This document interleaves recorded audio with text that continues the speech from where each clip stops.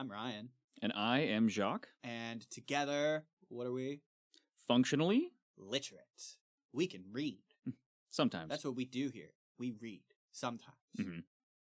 So today we are discussing The Gunslinger, chapters 2 and 3. This is the first book in the Dark Tower series by Stephen King.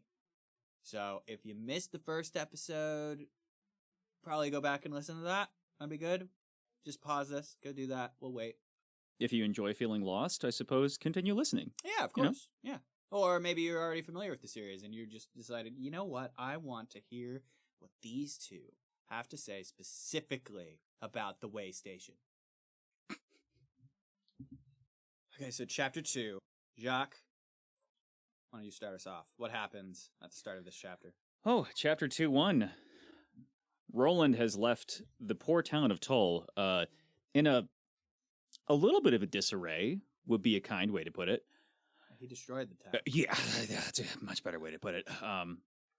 And he's walking across this desert, just trying to find his way. Because, Sylvia Pattison.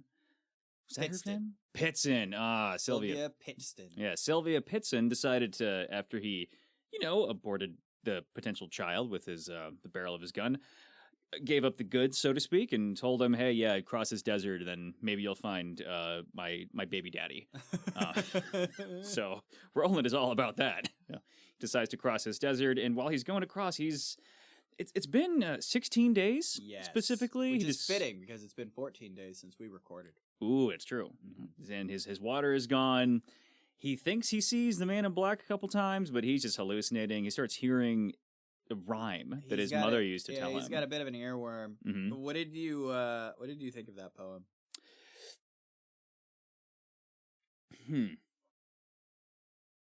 Nothing about it really stood out. I mean, I remember there was a section within it in which I think he mentions like he doesn't know particularly what a plane is. Yeah. And he's like I don't know what that part of that is. There was a couplet at the end talking about Spain and planes. Yep.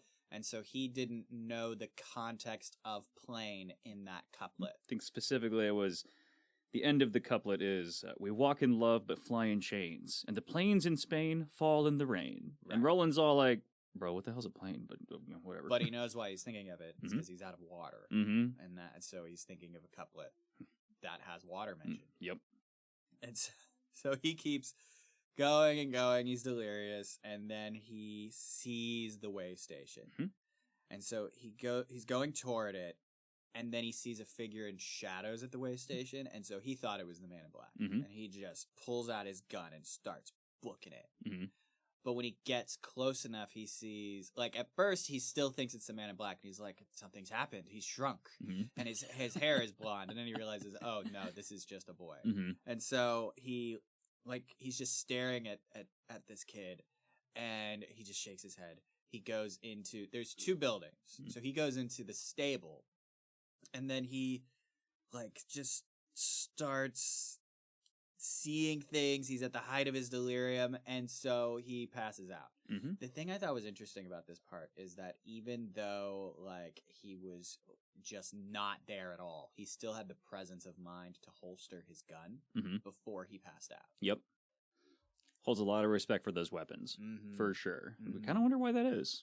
We're still not really clear on, what's so special about these guns necessarily. Well, we'll get into it. But he wakes up, and the boy is over him, and the boy, he can taste that he's had water, and the boy made him comfortable, put something under his head, because he couldn't move him. And so we learn that the boy's name is John Chambers, but Roland could call him Jake. And so Jake brings him more water, and they talked. What all did they talk about, Jacques? Well, they ended up talking about how Jake had actually met the man in black a couple of weeks prior. Yeah. And what I thought was very interesting, we talked about this last episode, was that the perception of time in this story it's very peculiar in regards of how it goes about, where people they're not really sure as to how long time has passed. Yeah. And I think this so far has been my favorite measurement of time, where Jake is all like, I don't know, he came here about 3 poops ago. That's the only way I can measure time now. And he describes it. He's like, yeah, it's maybe a week or two. And I'm like, homie, I get it's a post-apocalypse, but you are very irregular. Like, whew, your proctologist really needs to... Actually, I remember looking this up a while ago. So, if you are pooping more than 3 times a day, or less than 3 times per week, you are irregular. Ooh, interesting. Yeah. So if it's been about 2 weeks and he's only pooped 3 times in that time, he should get some medical attention. Yeah, Jake really needs to go and hang out with Zoltan and get him some corn then, if that's the case. Yeah, no, I thought that was notable too. Just like, I don't know, 3 poops ago. That's the only way I can keep track of anything now. So Jake brings him some jerky. And then Roland was like, where did you come from? And he's like, I don't know. Like, but all he knows is there's no way Jake is from here because he's referencing a bunch of stuff that he doesn't know, like Zorro and Times Square and movies. None of that makes any sense. Yeah, and Jake brings up, he's like, I don't know, there was like a tall woman in like a body of water, and she's like holding something, and just very much alluding to New York. But it's just like, are you making this up? Yeah, Roland's like, homie, like I know you're a kid, but come on, like we can't play pretend like this. Yeah. So there was actually a section that I wanted to read with you, if you don't mind. Yeah. So Roland asks Jake, "What's a channel? Is it like a beam?" So my first question to you is, what do you think a beam is? Oof. I mean, channel, it could be like a beam of light. Yeah. But at the same time, it's like, is a channel like something dug out of the earth? I mean, maybe for some reason they refer to that as a beam as well? Maybe. Okay, so I'm going to be Roland, you be Jake. What's a channel? Is it like a beam? No, it's TV. What's TV? Pictures. Did somebody tote you here? This Mrs. Shaw? No, I just was here. Who is Mrs. Shaw?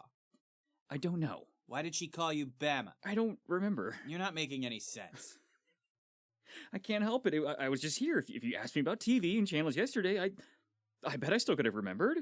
Tomorrow I probably won't even remember I'm Jake. Not unless you tell me, and you won't be here. Will you? You're gonna go away and I'll starve because you ate up almost all my food. I didn't ask to be here. I don't like it. It's spooky. Don't feel so sorry for yourself. Make do. I didn't ask to be here. Anyways, I just thought that interaction was fun. Right? Yeah. Because, like, this is one of the first few times that we get, like, an actual dialogue between Roland and someone else. So I thought, that was interesting. Because the whole first chapter, I mean, he's mostly alone, and he talks a little, but like he doesn't have like full-on dialogue most of the time. It's kind of a mix of him saying like either 3 words or the grunts of him having sex, right? And that's kind of all we get out of Roland. So he, like, when Jake gets belligerent, he decides to, rather than engage with that, have some jerky. And then he's like, tell me what you remember.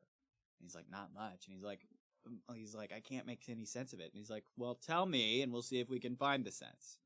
And so, yeah, he starts to describe the Statue of Liberty and, like, mannequins. And he's like, the statues sold the clothes. I know that sounds crazy, but they did. They sold the clothes.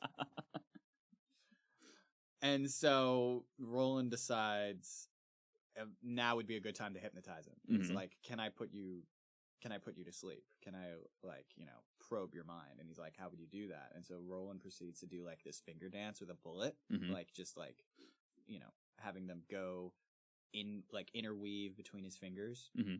And it just kind of, like, that hypnotizes him.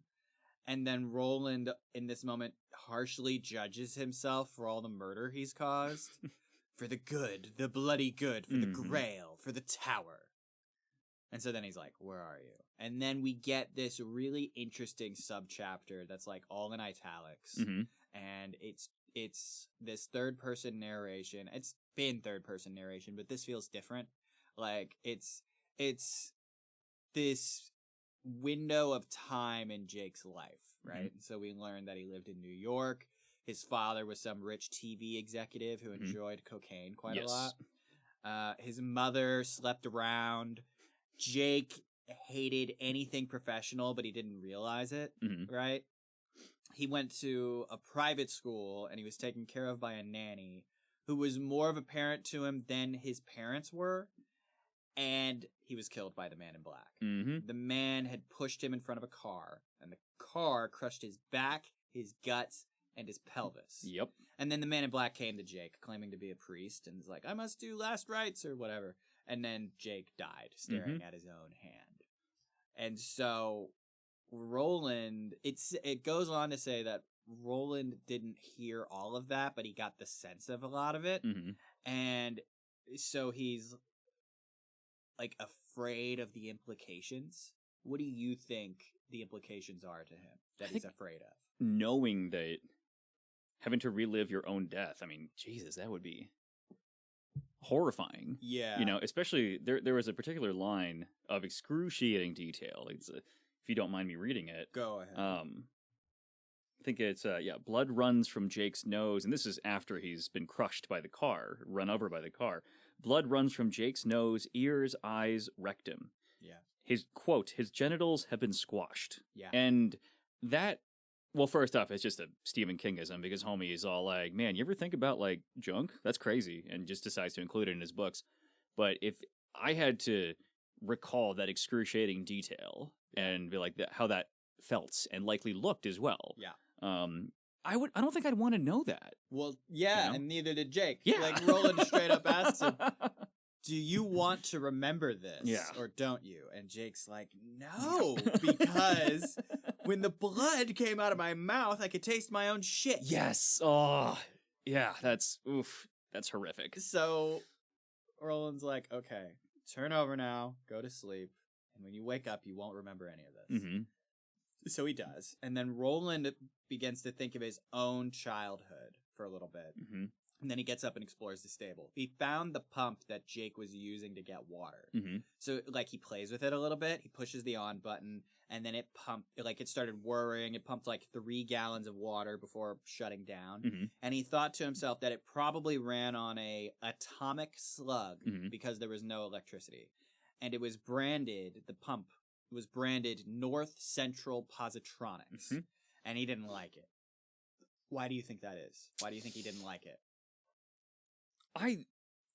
So he understands when he's thinking about this that, okay, it's, you know, likely powered by something called a, quote, atomic slug. Yeah. And so that means that he understands that atomic energy exists within this particular reality that he's living within. Yeah. But then he seems to be unfamiliar with this concept of, like, this company called North Central Positronics. Yeah, the way it talked about it, it didn't seem like he had any familiarity with it. Yeah, and yet he knows that atomic power can exist in the first place. Yeah. So there's some familiarity with that, but he doesn't recognize the name of this company. So it's this bizarre mixture of, like, did this come from his reality, perhaps? Because even the sentence before that, it says, to quote it, "It was a thing as alien to this place and time as true love, and yet as concrete as a judgment, a silent reminder of the time when the world had not yet moved on." So it almost implies that there was incredible technological advancements that occurred prior to Jake's childhood. Yeah. Maybe there was some interesting regression that had happened. And yet, like, the idea of atomic power was still kind of ephemerally there, but then somehow this technology had existed in spite of that fact that this regression had occurred, and he's come across this for maybe the first time. Maybe it's something like he'd read in a book of like, oh yeah, these small chunks of metal can power things for, you know, eons, centuries, etc. And yet this is his first actual physical encounter with it, and he's like, yeah, this is weird. Like, I kind of understand it generally. It's like whenever I was a kid, I was like, refrigerator, yes. Like, I kind of get an idea of how it works, but could I explain the details of it? No, not a single bit. Right. I still couldn't tell you how a fridge works. Yeah. Nope. Not a clue. That's very fair. Yeah, they are. I mean, honestly, that's magic. Yeah. I think probably the Man in Black made them. Yeah.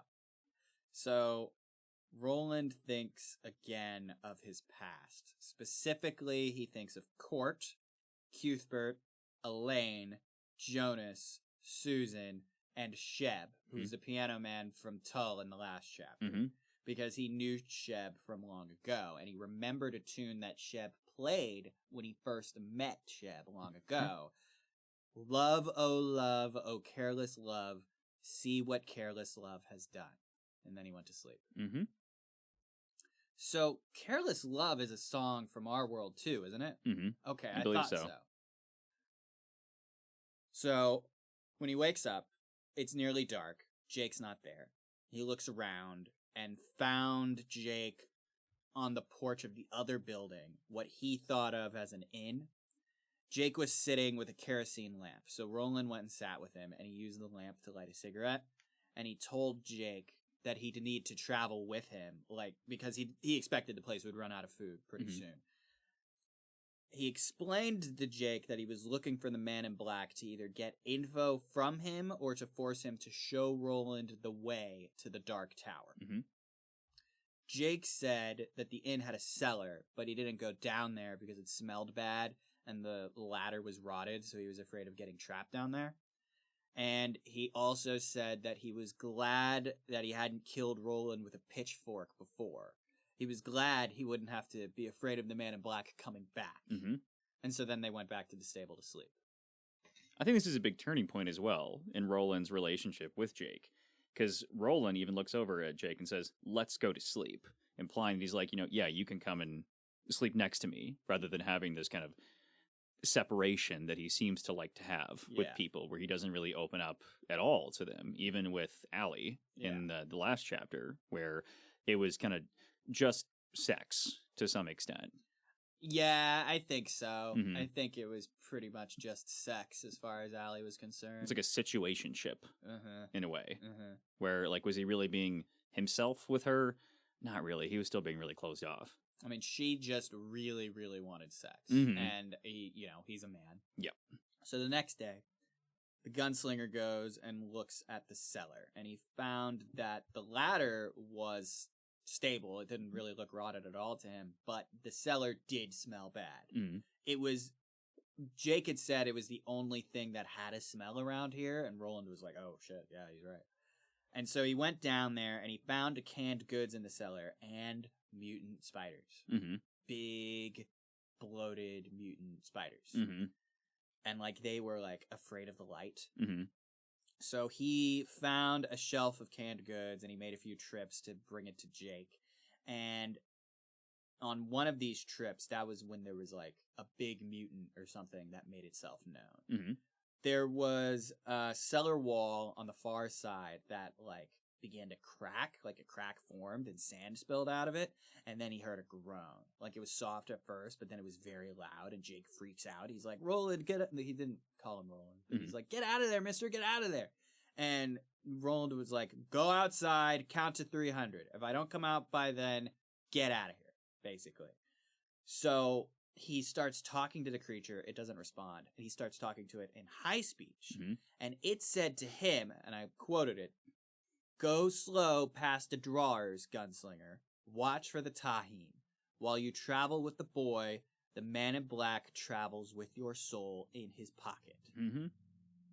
He wanted more information. He demanded it, but the thing was quiet. It didn't even breathe anymore after it said that.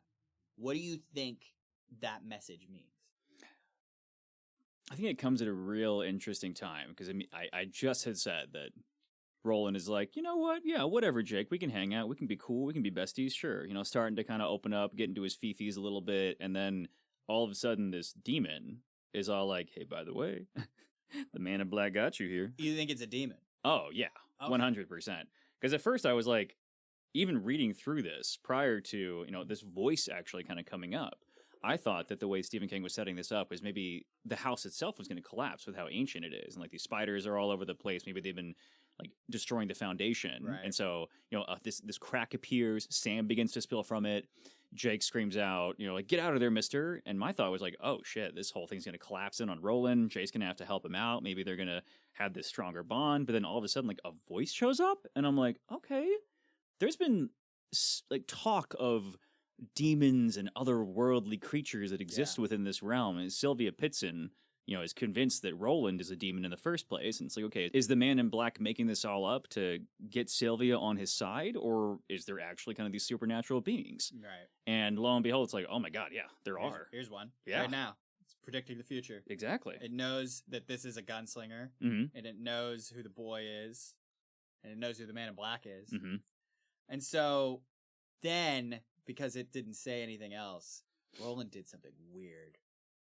He went over to the hole, punched it to make it bigger, stuck his hand in, and pulled out a jawbone. Mm-hmm. Like a rotted jawbone with like teeth threatening to come off of it. Stuck that in the back of his pants, like in the belt loop or whatever. And then he left. If you think about it, this is the second time in brief memory that Roland has punched a hole into something to make it bigger and pulled something out. What was the first time? With Sylvia Pitson. Oh my God! Jesus Christ. Well, the logic, though, this time I wanted to ask you mm-hmm. about, like, your thoughts on it. The logic was because of an old proverb. Take the dead from the dead. Only a corpse may speak true prophecy. Mm-hmm. So what do you think it's saying about his reasoning? Take the dead from the dead. I think what that's supposed to mean is, that there's something left over, this jawbone, mm-hmm. and that almost implies that demons are maybe the spirits of individuals who have already passed along, and they're inhabiting maybe parts of their corpses. And so by taking that, it maybe calms them down? Maybe. He leaves the cellar. He finds Jake about halfway between the inn and the stable. And Jake, he's like 10 or 11. He cries out. He runs over to Roland, hugs him. He's like, I was scared. I thought something got you. And Roland's like, nothing got me. I'm okay. And, he's hugging the boy. And this is when he realizes later, was the moment that he was, he felt love for Jake. Mm-hmm. And so they made a bundle out of like a horse blanket and then filled Roland's water skins. He had Jake carry one. And I thought that was an interesting interaction. He's like, can you carry this? And Jake's like, yeah. And he's like, don't lie to me. Mm-hmm. I won't be able to carry you later if you can't carry this. And Jake's like, I'm okay. And then they left. And Jake was glad to leave, but he still, because he's a child, he turns back and he waves at the way station. He's like, bye, mm-hmm. bye, bye. And then they crested a hill and it was gone. And they just kept going. Things were moving pretty smoothly for a few days. Jake wasn't slowing Roland down at all until the fourth day when he got heat exhaustion. Mm-hmm. So Roland made Jake rest and drink, and he was like, from now on, at this time, we're going to rest. Mm-hmm. And so then he told Jake a little bit about his past, how he lived in a walled city, and there was an evil man, Martin, who was a wizard. Mm-hmm. And Jake was like, was he the Man in Black? And Roland was like, I've actually wondered about that. I think they might be brothers, but did I ever see them together? No, never. And so then he hypnotized Jake to sleep, and then he thought more of his past. Mm-hmm. He worried that the Man in Black was letting him catch up, mm-hmm. because the night before he spied a campfire far in the distance near the mountains, which he could see the mountains now. Mm-hmm. They were in the distance, but they were very visible. And he's perplexed why he's remembering so much about his past now. This is really bothering him and concerning him that he's being so nostalgic, I guess, for lack of a better word. Because he's very much a man of the present. Mm-hmm. Very singular in his goal. But now he's thinking about things. And so we then transition to a flashback. Yep. He's smoking and thinking back, and we get to see him at Jake's age. He's 10 or 11 here. And he's, in this flashback, he's in the middle of a lesson in a courtyard. He and his friend Cuthbert were training with a hawk, mm-hmm. David. So their master, Court, he released a dove, and Cuthbert was supposed to, release David to send it off. But he goofed it, mm-hmm. because, he was slow to release the hawk the hawk took off before he had fully released it, so its takeoff was awkward. And so Court, to punish him, just like fucking straight up whacked him on the side of the head. Yeah. And I mean, they were successful though. Mm-hmm. But Roland also wasn't perfect because he like got slashed on his arm when he was trying to leash the hawk again. Mm-hmm. And Court said that the hawk did not fear him. It didn't respect him. Mm-hmm. And then he said something about hawks being God's gunslingers. Mm-hmm. And this is because Roland, even as a child, was so I'm reminded of a phrase from the last show I was in. It's something that my character Algernon would say in The Importance of Being Earnest about one of the other characters. He was like, "You have such a trivial nature." That is Roland to a T. Like, he is such a literal person. Mm-hmm. And so, like, this was one of the few times that Roland ever thought Court had said something outright foolish. Mm-hmm. Not that he would ever say that out loud, of course. And we get a sense of, like, what kind of person Court is here. What do you think of him? It's almost as if he's putting on an air whenever he's training these children. Yeah. And it strikes me as I'm not quite sure yet at this point, like what the hierarchy is in regards of what Roland's childhood was like, where maybe he is like a member of royalty. That's why he's being trained by this gentleman in the first place. Like, what is the backstory of Court? Did Court have to go through a very similar training montage, so to speak, whenever he was a kid and get to this point? Yeah. Is it something where Court is like, well, I had to go through this abuse, so now you have to go through this abuse too? Because, I mean, otherwise, why would Court be doing this in the first place? If he truly hated these children, I don't think he'd be putting up with this. So It almost strikes me as he's putting on an air of, like, you know, referring to these two kids as like, you maggot, and like using that as basically their nickname. Yeah. And using these phrases that, I mean, I suppose he's trying to impart wisdom, you know, into these kids. But like you said, Roland is just kind of thick. It's just he's like very literal and interprets it. And he's like, I think even in the book it says, if Court had intended to imply a moral, it was lost on him. Yeah. Something I thought was interesting here, though, was so Court has a bad eye, right? Cuthbert is aware of this and was on the side of his bad eye and made a face at Court.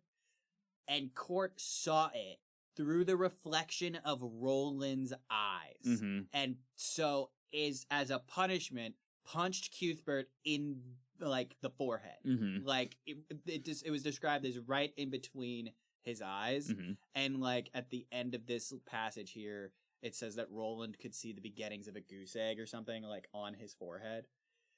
And as punishment, Court told Cuthbert, you will have no dinner tonight or breakfast tomorrow. And Roland is like when they're done with their lessons, Roland's like, let's go see if the cook's got something. Yeah. Cuthbert's like, but won't he find out? And it's like, no, the cook's no friend of Court.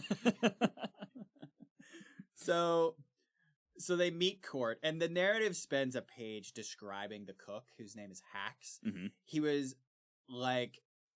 was described as being like a quarter yellow, a quarter red, a quarter mongrel or something like that, and a quarter something else. And how he was like, he had this like interesting sense of professionalism with children, and how, this was not the first time that he had like given food to a kid that Court was punishing by starving. So as they were eating, a guard came for Hacks, and Hacks shooed the kids away. He was like, go see Maggie, go get pie from her. And he said, after they get the pie, get going and don't get me in trouble. That was something that they remembered specifically, he said afterwards. So they decided, after they got their pie, to go sit under the stairs as they ate, and they happened to hear Hacks and the guard, whose name was Robeson. They were speaking about heresy. Mm-hmm. The guard wanted Hacks to give him poisoned meat to feed to children somewhere else. And I'm not clear on why, but Mm-hmm. I think it was in a misguided attempt to fight the establishment. I think so. Right? Like, they were talking, like, better that they die than to grow up in the good man society or something like that. And so Roland is shocked because Hax is a straight-up traitor. Yeah, Hax has been his homie. Like, yeah. It's probably not the first time that Roland has gone to Hax and be like, "Hey, yo, you got some food here?" Right. Like, he's friends with this guy, and then all of a sudden he overhears this plot to murder children, and like, dear God, that's got to strike deep. Mm-hmm. And so he looks at his friend Cuthbert, who was stone cold, and he could see in his friend's eyes that what they had to do was already decided. Mm-hmm. So the boys go home. Cuthbert goes and tells his dad what's up. Roland goes and tells his dad what's up. So Roland's dad is Stephen Deschain. Stephen is a gunslinger. And so the scene starts with Roland already having told Stephen what had happened. And Stephen is like reacting to it. Mm-hmm. He's just like, upon my word, I never would have expected this. And so then he sees Roland's look, like he looks perturbed, and he's like, why? And Roland didn't have a good answer at first, and so Stephen was like, why did you tell me at all?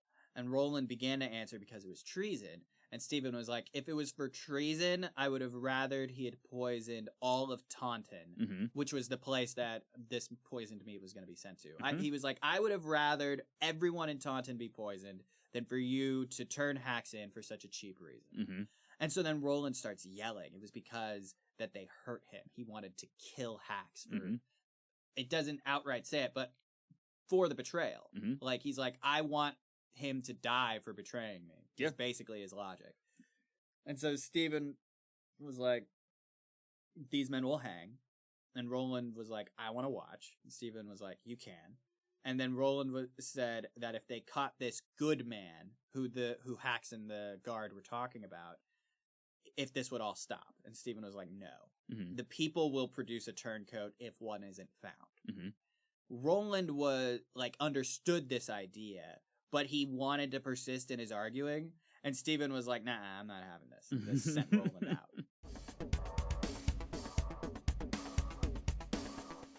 This episode is not brought to you by Crispala. Crispala. Nothing satisfies like Crispala potato chips. Why don't you try some? They're lovely, very crunchy, very salty, and not real.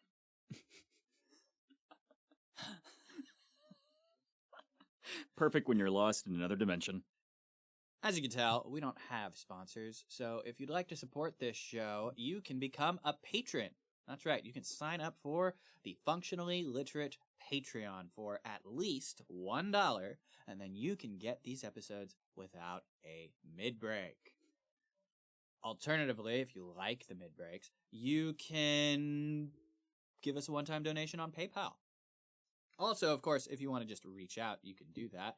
You can reach out to us at funk.lit.pod@gmail.com. That is func.lit.pod@gmail.com. Back to the show. And so then this bit was funny, the way this subchapter ends.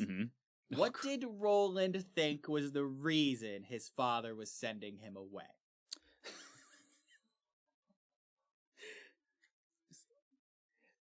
So specifically, to quote it from the book itself, Roland's thought was, I quote, he suspected that what his father wanted now was to fuck. It's like, Jesus Christ. So casually, so candidly, he suspected that his father wanted to bone. Yep. And so then it goes on to say that the mental picture that formed when he thought of this made him feel queasy and guilty. And that later Susan would tell him the story of Oedipus, another reference from our world. Also, what was up with that quadrangle comment? That was very very, very bizarre. I mean, we're already kind of hinting at that with being all like, yeah, you think about Oedipus? Ain't that crazy? Yeah. But then we suddenly hear about Martin, his father, and his mother, and it's like, oh, okay, we got some shenanigans occurring over here. Yeah. Excluding the oddity of, poor Roland being all like, mom's looking kind of hot today. But also, like, Martin is suddenly here, too. And we've heard tell of his name previously, but now it's like, wait a minute. Yeah. They got, like, an open relationship or something going on here? So we learned 2 key facts, which is that the wizard Martin is also the good man. And Roland's mother is having an affair with Martin. Something that I really loved about this subchapter as well is just... That was subchapter 10. Yes, is how Roland's father just puts him on blast. And I'm just like, Stephen, go off. I really respect that. His father says, after Roland kind of comes to a conclusion as to why he turned Hacks in the first place, he says, it's not moral either, but it's not your place to be moral. In fact, morals may always be beyond you. You are not quick, like Cuthbert or Vinay's boy. That's all right, though. It'll make you formidable. It's like, damn, bro. Like, I guess he's being real with his son, but shit. Harsh, okay. Yeah. So the next day, Roland and Cuthbert go to court with notes from their fathers informing him of Hacks. And so he takes them, and then he gives the boys bread with instructions on pain of beating to put the bread under Hacks's shoes when the execution is done. And so the boys go to the execution place, which is called Gallows Hill, which happened, fittingly, to be on Taunton Road.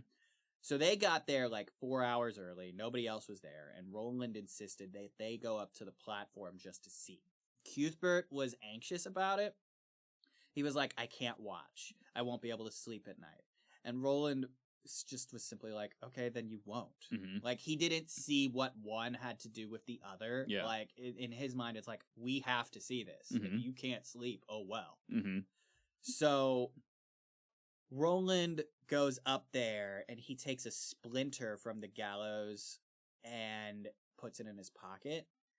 And so what I'm curious about is your thoughts on Roland in this moment, right? Like, he's insistent that they see the execution, and he's insistent on taking a memento from the gallows. Like, he's like, I want this splinter, so I will, well, I mean, it doesn't say it, but it seems like so he'll always remember. Well, it kind of seems like Cuthbert, whenever he discovers that Haxon is planning on instituting a plot to murder the entirety of Tauntaun's children by poisoning them, it seems like Cuthbert, at least based on that subchapter, was all like, yeah, this is fucked up. We got to report this somehow. Yeah.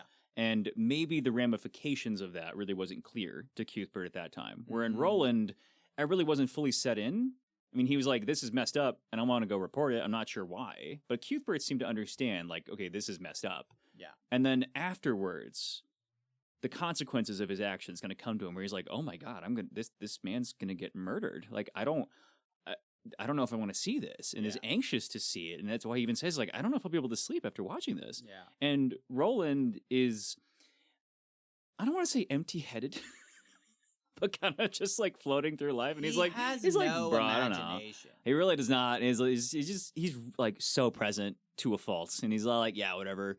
And I wonder if him thinking, like, maybe I should take a memento from this was in response to seeing Cuthbert be anxious about it. Maybe. Be like, maybe I should I didn't make that connection, but that makes sense. Derive some value from this and be like, maybe I should make this a momentous point in my life, you know, and make sure that it's a distinct memory by taking something with me of it.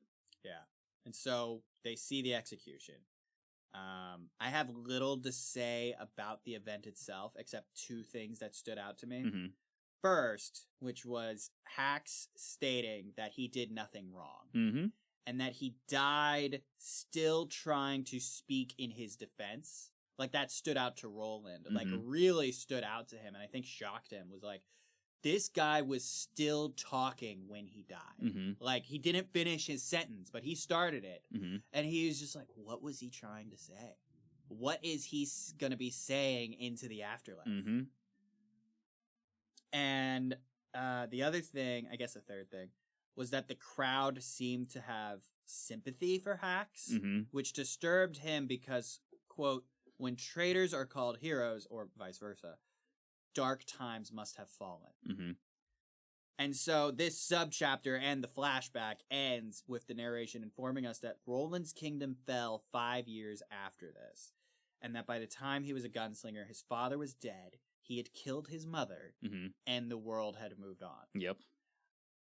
I find it interesting the way King will just casually drop momentous information like that. Yeah. Just like, okay. So Roland kills his mom at some point. Like, oh, got sweet. It. That's good to know. Got it. Good to know. He killed his mom. Great. Why? Oh, we don't know that. He was just like, man, I never got to sleep with her, so shucks. Like, I guess I'll, dang it, darn, I guess I'll just murder her. Like, who knows? Something that also really stood out to me in this subchapter was Cuthbert going up to, after the crowd dispersed, him and Roland both went up to Hax's body. Yeah. And Cuthbert said, it doesn't look like him at all. Yeah. And then what was kind of shocking, at least in regards to character development for Cuthbert, is he then responded to the entire proceeding and said, it was good. I liked it. Yeah. I did. Yeah. And it's like, damn, Cuthbert, okay. Like, this is a turning moment for you now, ain't it? He's just all like, death is pretty dope, and right? I think if I recall correctly, he even spun the corpse. Like, he pushed it so it would spin a little bit. Yes, like, ooh, okay, buddy. Roland realized that the bread was symbolic. Like, the birds were going for Hax's body regardless. They did what Court told them to do, though. They put the bread under Hax's shoes. I mean, we've already seen, like, Court will punch a kid. He doesn't care. So, we get one more subchapter. It's a very brief one. We return to Roland the man and Jake. So, they're approaching the mountain, and Jake points out to Roland this moving speck scaling the mountain. Roland, when he sees this, is certain that that's the man in black. So the chapter ends with the duo making camp at the base of the mountain. Jake is quiet and contemplative, and the narrative foreshadows Jake's death by referring to him as a sacrifice, as Roland covers him with a horse blanket, and then he himself goes to sleep. Yeah. And that way of wording it, I'm not sure if, why it's described as the sacrifice. Like, I mean, that implies a lot of very dark things. I mean, we had the demon earlier on telling Roland straight up, it's like, hey, by the way, with Jake here, you are in the pocket of the man in black. I think in this moment, it's straight up that. It's that demon or mutant or whatever it was. I think that this is in Roland's head because of what that demon said. Like, somehow, in order to be out of the pocket of the man in black, he's going to have to lose connection with Jake somehow, like, leaving him behind or something. Yeah. So, let's move on into chapter 3, right? That is chapter 2. The Oracle and the Mountains. So, I love the way this chapter starts with the first sentence. The boy found the Oracle, and it almost destroyed him. So this is such an interesting, it's odd.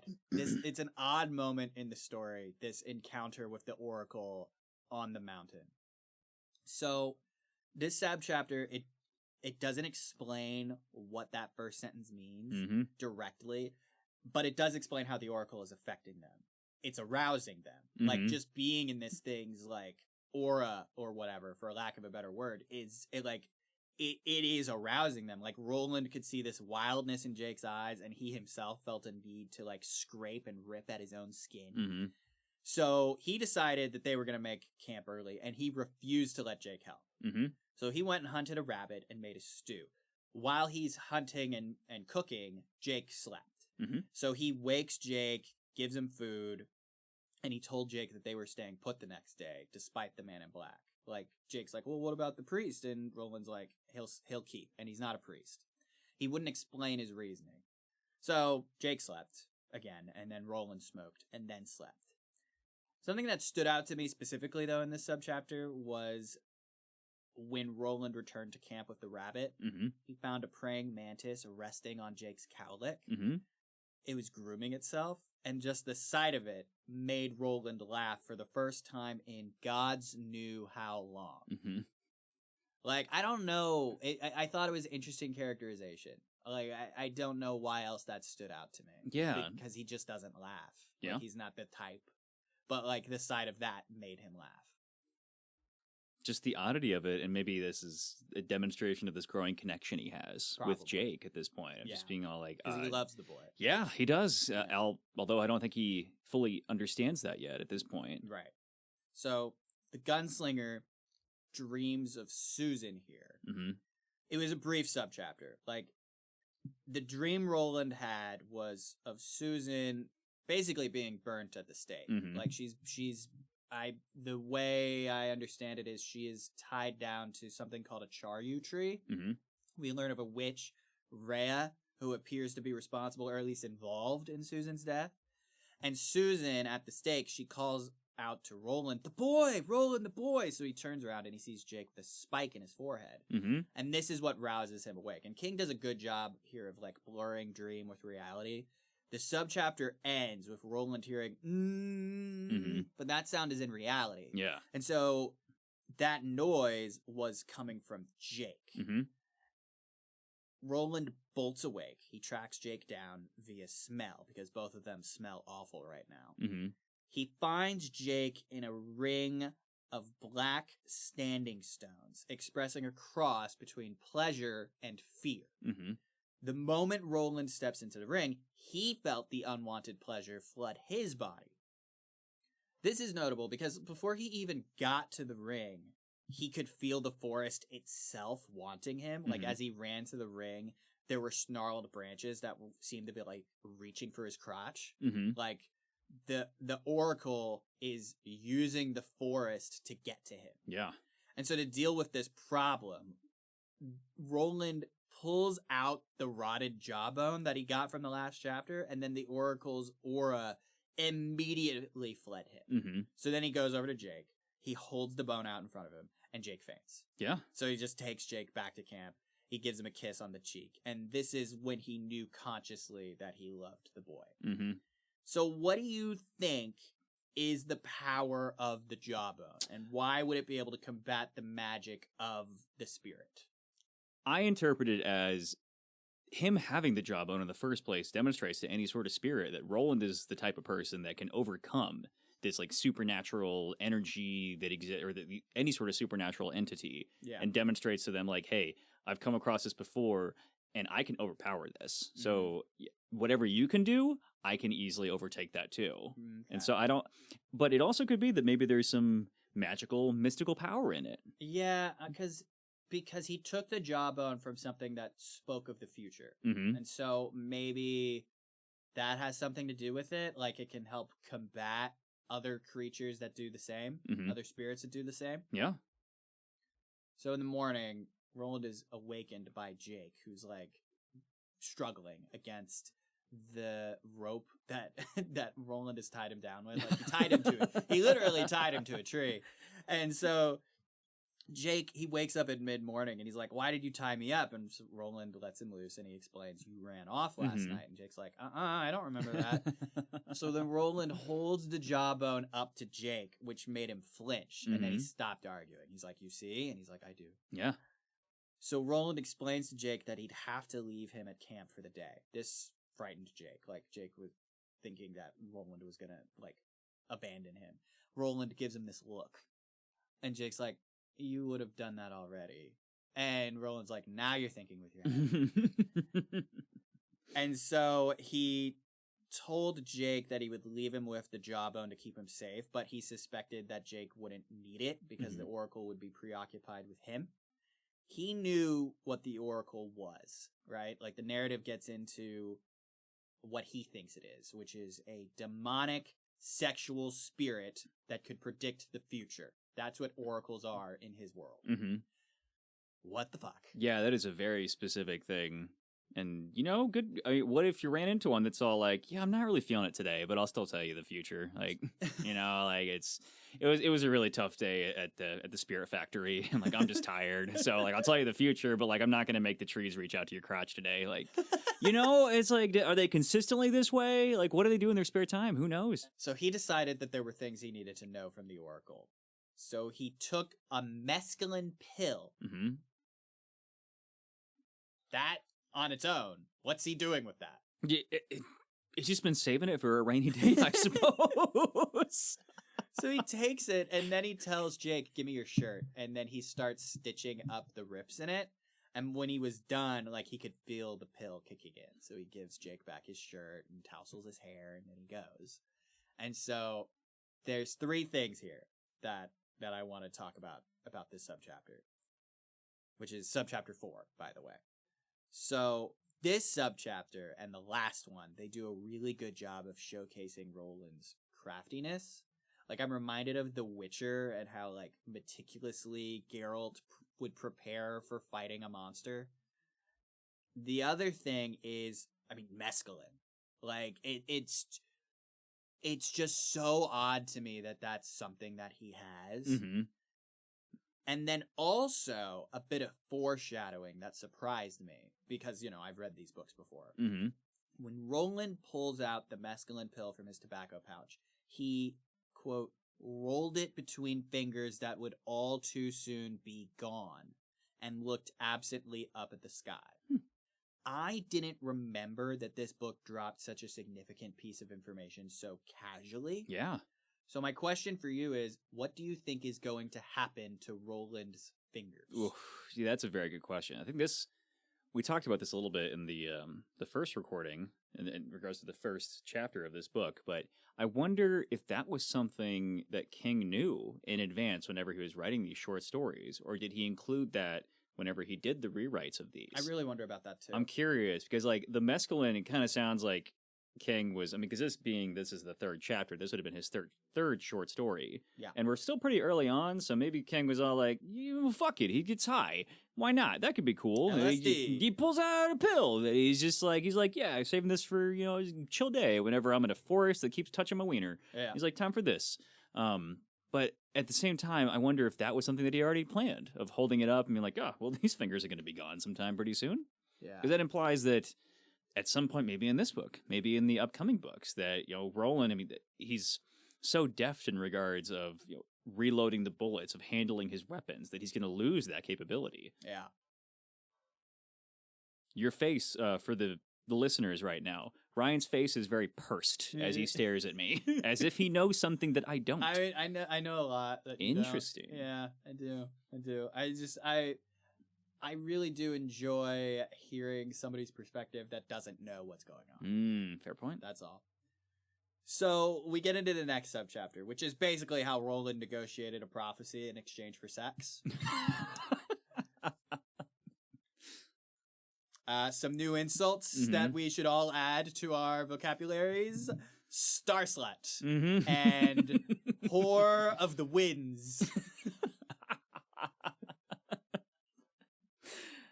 That would look really good on a hat. Whore of the winds. I like that. So let's focus on the prophecy itself. The Oracle told Roland that 3 is the number of his fate. The first is young, dark-haired, on the brink of robbery and murder, and is infested with a demon called heroin. The second comes on wheels. The third is death, but not for him. Roland also asked about the Man in Black and Jake. She said the Man in Black was near, and he'd speak with him soon about the Dark Tower. She said that Jake was his, quote, gate to the Man in Black. The Man in Black is his gate to the 3. The 3 are his way to the Dark Tower. Roland also asked if it was possible for Jake to be spared. The Oracle told him that he must turn back to the northwest, where there are still a need for men like him. He said he couldn't do it because he was sworn by his father's guns and by the treachery of Martin. The Oracle said that Martin was no more, that the Man in Black had eaten his soul. So what do you make of all that? I mean, at this point, I don't think we really know what the Dark Tower is. No. It's just that Roland has got a real big hate boner for this big old, like, tower that for some reason is dark. Who knows why? He's like, yeah, like that thing, fuck that thing. Maybe it caused the ruin of his original civilization. There's a strong possibility of that. But then also the idea that Martin is already deceased. It's like, okay, did Roland kill him by chance whenever he was all like, oh man, you slept with my mom first before I did. Darn it. And then decided to murk him? I love that that's how you're interpreting that whole thing with his mother. Thank you. Of course, yeah. I love that. So the next subchapter is how the gunslinger fucked. Seriously. Nope. That's all there is to say about it. That is the entirety of it. After he came, he pushed her away and left. Though she still wanted more. Mm-hmm. And he's like, away with you, leave me be. Mm-hmm. It's unclear if she came too, assuming she even can come. Mm-hmm. But I don't think she did. Satisfied women don't tend to keep grabbing at you wanting more. That's fair, yeah. Yeah. Yeah, so I think he came and then he was like, all right, I'm done with you. Yeah.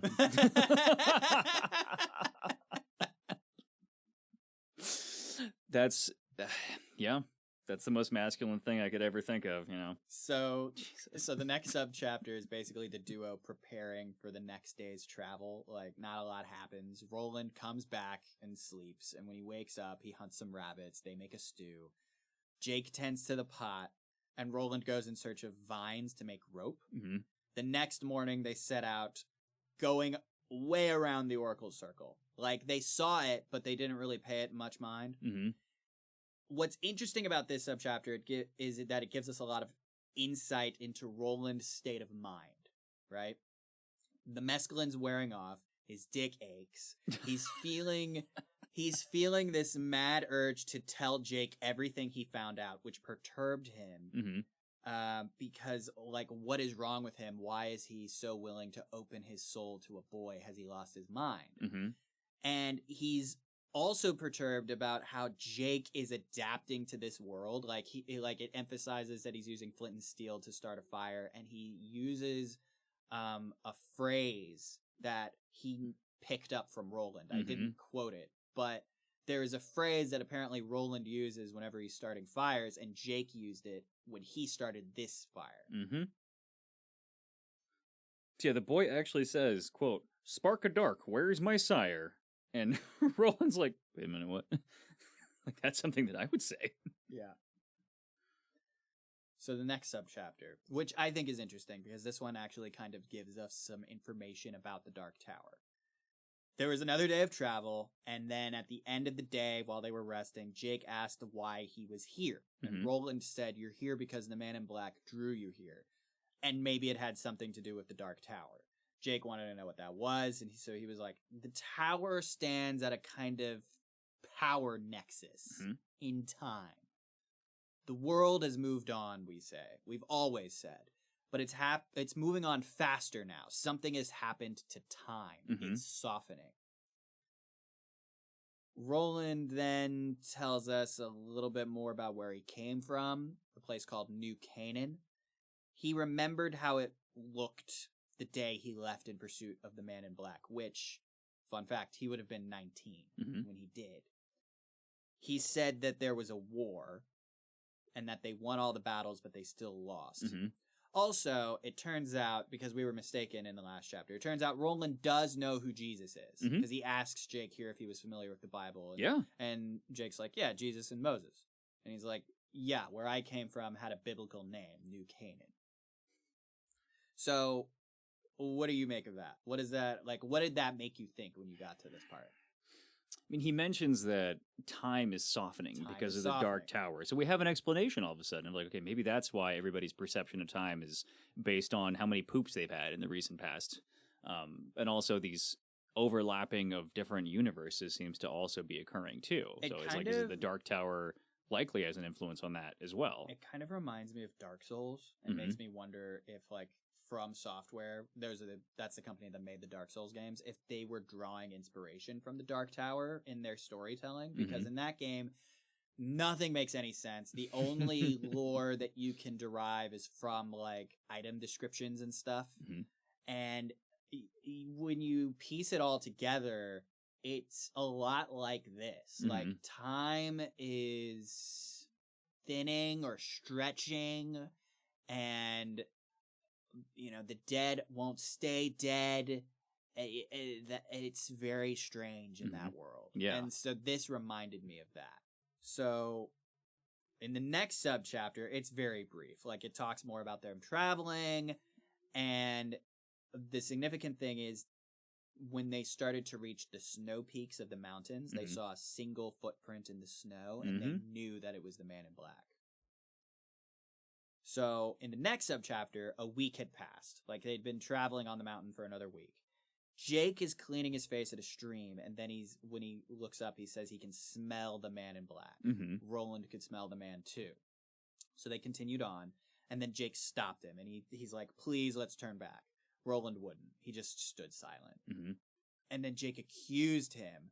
He said that the Man in Black killed him, and now Roland would too very soon. And Roland knew it. He's like, and you know you're going to do it.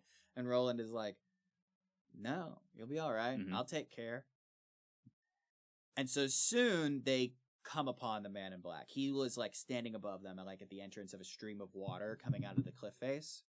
And Roland immediately fires at him 3 times. He missed, which is curious because this man up to this point has never missed. Mm-hmm. So why do you suppose he misses now? So even in the text, it specifically says, quote, Roland fired 3 times before he could gain control of his traitor hands. And I find that really interesting, because Roland up to this point, even when Jake has asked him, like, oh, what are you going to do when you meet him? Are you going to kill him? And Roland's all like, I'm not really sure. You know, like, it seems like that at this point. That's Roland's goal. But I think he wants information first. Yeah. Prior to him killing him. Because, I mean, that'd be silly. If his whole quest at this point is to go after this dark tower, why would he be like, hey, yeah, you can tell me all about it, bang, and just murk the guy? Well, I think then his hands are traitorous because he did intend to do that, but I guess he just really wanted to kill him more. Yeah. Yeah. But it didn't work. He missed. Mm-hmm. Exactly. So maybe he got control of himself, but I think it's just magic. I think the Man in Black is just, you know, a wizard and can just, like, make the bullets miss. That's fair. You bring people back to life by slobbing all over them and jumping, and also produce rabbits out of his coat. Yeah. So Roland tells him to come down to give him answers, and the Man in Black is like, no, we will palaver on the other side. Just the 2 of us. Mm. So Roland stares at Jake a while, and while he's looking at him, he sees Alice's face, like, superimposed on the boy's face. And he thought to himself, no one ever really pays for betrayal in silver. Mm-hmm. The price of any betrayal always comes due in flesh. And so he says to Jake, come with me or stay. Jake replies with snark, basically indirectly saying, I'll die on my own. Mm-hmm. And so Roland repeats himself, come with me or stay. And in that moment, there was an uncoupling in his mind. It's like some level of dissociation. From that moment on, Jake was only the boy in his mind. Mm-hmm. Something to be used on his quest for the Dark Tower. Yeah. So he takes the boy's hand, and then they go into the crevice after the Man in Black. Mm-hmm. And that's how that chapter ends. And it's just, man, like, this whole chapter is just, like, foreshadowing what's going to happen. Yeah. And it's just so messed up. It is. Yeah. Yep. I mean, one thing that stands out to me is in an earlier chapter, both of these guys talked about, they're just like, yo, dog, we smell like shit. It's been like numerous weeks since we've seen water. Yeah. And yet, the Man in Black must smell hella worse, because Jake is all like, yo, dog, like, I smell him. Woo, I smell this dude. I smell him. Woo.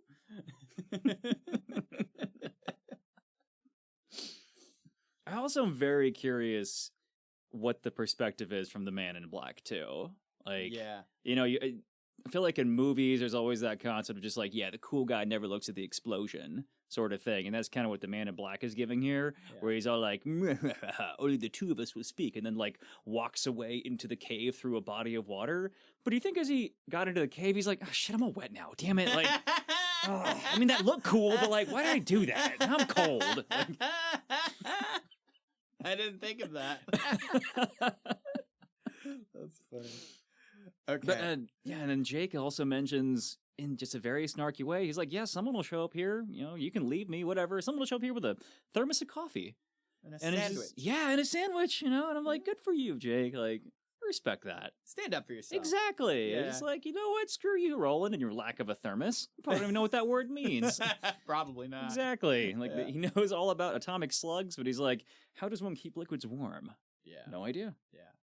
Anyway, that's where we're going to wrap up this episode. Is there anything else that you want to say about these 2 chapters before we go? I like the pace of it. Yeah. I really do. I like the pace that Stephen King has set. You know, he doesn't really lambast as much. I mean, in this entire book so far, he hasn't really lambasted or kind of leaned into his Stephen Kingisms, where he's like, let me go into incredibly excruciating detail aside from as to what's going on. Very beginning, when he, like, in intricate detail describes what the gunslinger looks like. Exactly. Aside from that. But even in this, when Jake shows up, he's like, yeah, like, lanky kid, blonde, we're good to go. His junk got crushed. And that's like the detail, like that's the details that we get, where it's like, okay, Mr. King, maybe we didn't need that last part, but cool, I guess. Maybe it's very understandable as to why the boy would be like, yeah, I'm good. I don't want to think about how I tasted iron and feces at the same time. Like, I'm good with that one. Forget about that. Exactly. Yeah. But yeah, a lot of backstory was, I think, very succinctly described within this, and we get more context on what exactly this Dark Tower is in the first place. Yeah. All right. Well, we will see you all in 2 weeks, where we will conclude our discussion of the Gunslinger. The next episode will be chapters 4 and 5. And then we're going to move on to the next book. I don't know when we'll move on to the next book, but Jacques and I were talking about it. We're going to cover the next book after this one. It'll be exciting. Bye. Bye.